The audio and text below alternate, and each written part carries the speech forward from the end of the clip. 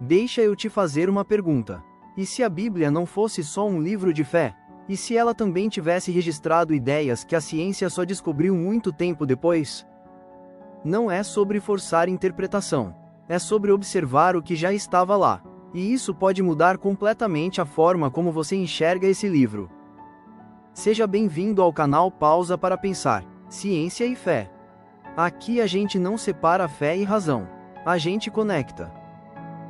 Muita gente cresceu ouvindo que a Bíblia não tem nada a ver com ciência. Que são dois mundos diferentes. Mas será que isso é verdade? Quando você começa a olhar com mais atenção, algumas coisas começam a chamar muita atenção. E não é pouca coisa. Inclusive, pesquisadores como o físico Adalto Lourenço e o químico Marcus Eberlin têm estudado exatamente isso. A relação entre o texto bíblico e descobertas científicas. E quando você começa a juntar essas informações, fica difícil ignorar. Olha esse exemplo. No livro de Jó está escrito que Deus faz a terra pairar sobre o nada. Agora pensa nisso. Na época, não existia telescópio, não existia satélite, não existia nada disso. Muitas culturas acreditavam que a Terra estava apoiada em alguma coisa. Mas o texto bíblico descreve algo muito mais próximo do que sabemos hoje. A Terra no espaço, sem estar apoiada em nada. Isso não te chama a atenção? Outro exemplo interessante. Em Eclesiastes, a Bíblia diz que os rios correm para o mar, mas o mar nunca se enche, e que a água volta para o lugar de onde veio. Isso é basicamente o ciclo da água. Evaporação, condensação, chuva. Hoje isso é básico na ciência. Mas na época, não era. Agora algo ainda mais curioso. A Bíblia afirma que a vida está no sangue. Hoje isso parece óbvio. Mas durante muito tempo, a medicina fazia exatamente o contrário. As pessoas eram submetidas a sangrias. Porque acreditavam que tirar sangue ajudava a curar. Hoje a gente sabe, sem sangue, não existe vida. E tem mais. A Bíblia fala que Deus estende os céus. Essa ideia aparece várias vezes. Séculos depois, a ciência descobre que o universo está em expansão. Coincidência? E tem um texto ainda mais profundo. No livro de Hebreus está escrito que aquilo que se vê não foi feito do que é visível. Agora para um segundo e pensa nisso. Tudo o que a gente enxerga, tudo o que é material, teria origem em algo que não pode ser visto. Hoje, a física moderna mostra que a matéria não é tão sólida quanto parece. Quando você aprofunda o estudo, você chega no nível atômico, depois subatômico, e ali, a realidade começa a ficar diferente. Partículas que se comportam como onda.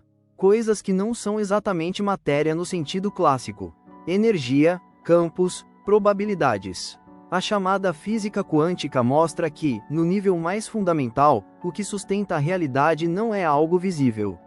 Isso não prova diretamente o texto bíblico, mas levanta uma pergunta muito interessante. Será que a ideia de que o visível vem do invisível já estava registrada muito antes da ciência começar a enxergar isso? No livro de Levítico, existem orientações sobre isolamento de pessoas doentes. Cuidados com contaminação. Regras de higiene. Coisas que hoje são básicas, mas que só foram adotadas pela medicina muito tempo depois.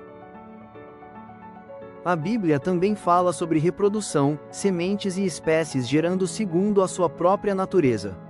Princípios fundamentais da biologia, registrados muito antes da ciência explicar esses processos. Agora para um segundo e pensa comigo. Terra no espaço, ciclo da água, vida no sangue, expansão do universo, higiene, tudo isso dentro de um livro antigo, escrito em uma época sem ciência moderna, sem tecnologia, sem instrumentos. Como isso faz sentido? Será que tudo isso é coincidência? Ou será que a Bíblia está apontando para algo maior? Talvez ela não seja um livro de ciência, mas ela claramente contém verdades. Verdades que a ciência levou muito tempo para alcançar. E aqui entra o ponto mais importante. A Bíblia é um livro de fé, mas isso não significa que ela esteja desconectada da realidade. Muito pelo contrário, ela descreve o mundo de uma forma consistente, coerente, e em muitos casos, antes da própria ciência. Talvez a ciência não esteja corrigindo a Bíblia. Talvez ela esteja confirmando aos poucos aquilo que já estava registrado. E aí entra um aspecto, que é o aspecto que eu coloco dos dois livros. Você tem o livro das palavras de Deus e o livro das obras de Deus.